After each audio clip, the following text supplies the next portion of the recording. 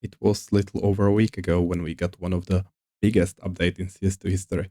What at first sight could have seemed like very small update resulted in one of the biggest changes when it comes to skins we've ever had. Valve introduced an update that allowed trade up to knives, something that for years seemed impossible. People were even making fun of it, that these options could be a reality, but then it happened. Within hours, billions in market value were wiped out, prices tanked, panic spread, and confidence was shattered. Today, I want to talk about why this happened. There won't be any investing tips in this video, but we will go over why we've seen these huge market crash while the market is now recovering, why there wasn't second market crash even though so many people were expecting it, and what we can learn from this for the future. The update changed a rule that had been sacred since the very beginning of the CS scenes. Knives were always supposed to be untouchable. They were the rarest, something you could only get from cases. By allowing trade-ups to them, Valve broke what many considered a fundamental rule of the CS2. This wasn't just a small change, it was a trust shock. Investors started asking if they can change this. What else can they change? There have been jokes about souvenir trade-ups, sticker removals, and other crazy possibilities. Uncertainty triggered panic, selling across almost every category, not just knives. The CS2 market lost nearly 3 billion, which is half of its value at the time, during just a few hours, bit over a day, and then it started recovering. So why was the reaction so extreme? There are a few big reasons. First, the market runs on trust and perceptions. The rules felt stable for a decade. We've seen it with other updates that when something is changed, we have a dip.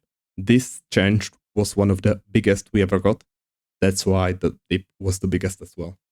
The rules that were stable suddenly changed and they weren't stable anymore. The kind of change shakes confidence even more than the actual price drop. Secondly, the CS2 market is heavily driven by younger players, as it is overall just a game market, and people who don't have that much investing experience as people in other markets have.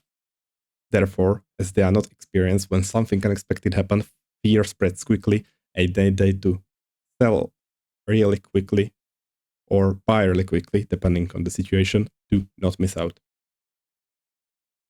Thirdly, the CS2 market has quite a liquidity problem. Even though there is a lot of items, when you look at the smaller categories, especially the rare items, which knives definitely are, we can see that there are only a handful of these in each category. When we look at the knife that is quite common from quite a new case, we can see there is a few hundred of offers across all the marketplaces, with China holding majority of them. Other than that, there is not so much supply in the markets usually.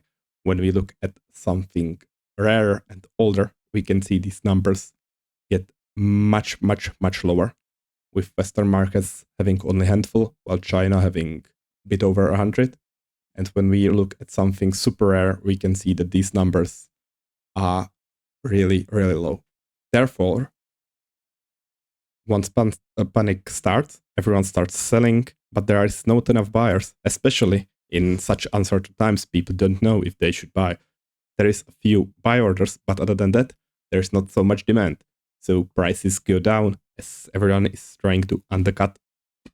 And finally, as it is a game market where everything happens on the internet, once something like this happens, social media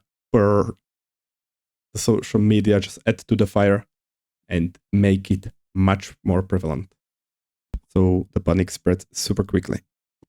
After the first day or two, people started realizing that CS is not over and the market will live on, and they start to latch on this opportunity.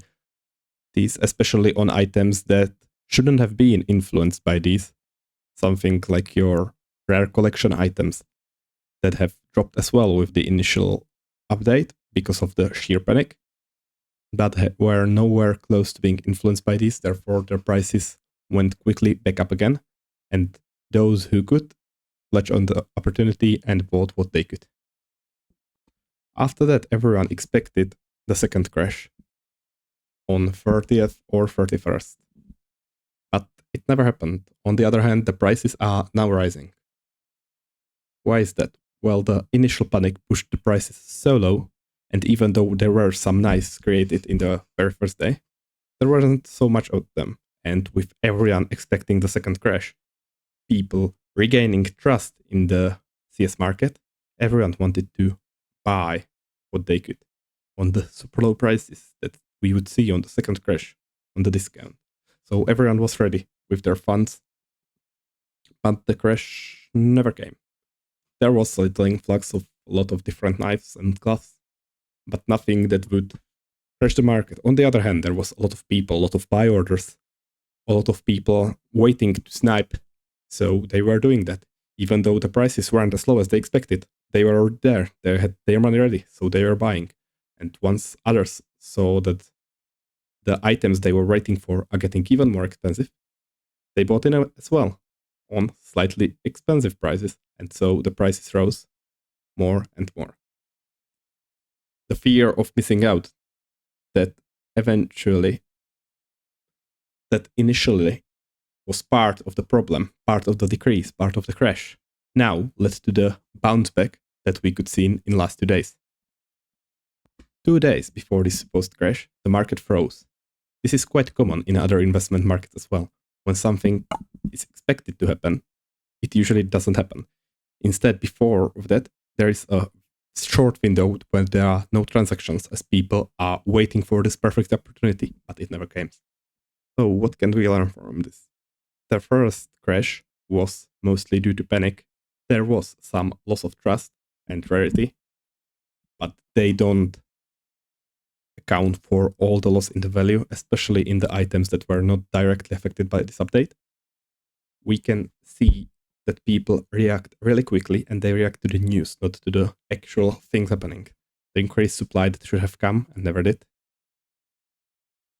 And the loss of trust in system, while there might be some, unless Valve pushes a lot of these updates in really short time, they can handle these slight losses in their trust because people tend to quickly forget once the market starts doing well again. While people like to say that it is just a game and it shouldn't be focused around the skins, it is inevitable part of it and it cannot be taken away. Confidence matters, expectation matters as well, and people are now heavily banking on these expectations when they are making the decisions when it comes to skins. It is possible that we will see a little longer period of super high volatility because we can see that the market is able to move in hundreds of millions in just a few hours or just a days. And we could expect this a bit longer until the market stabilizes on its new position. And there will be, unless something really unexpected happens really soon, there should be slowly moving back up. Well, let's hope that the people in the market take lessons from it.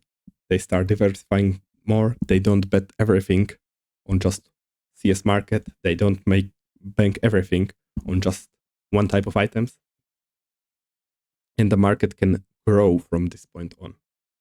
That's everything for me for today. Thanks for watching, and I'll catch you in the next one.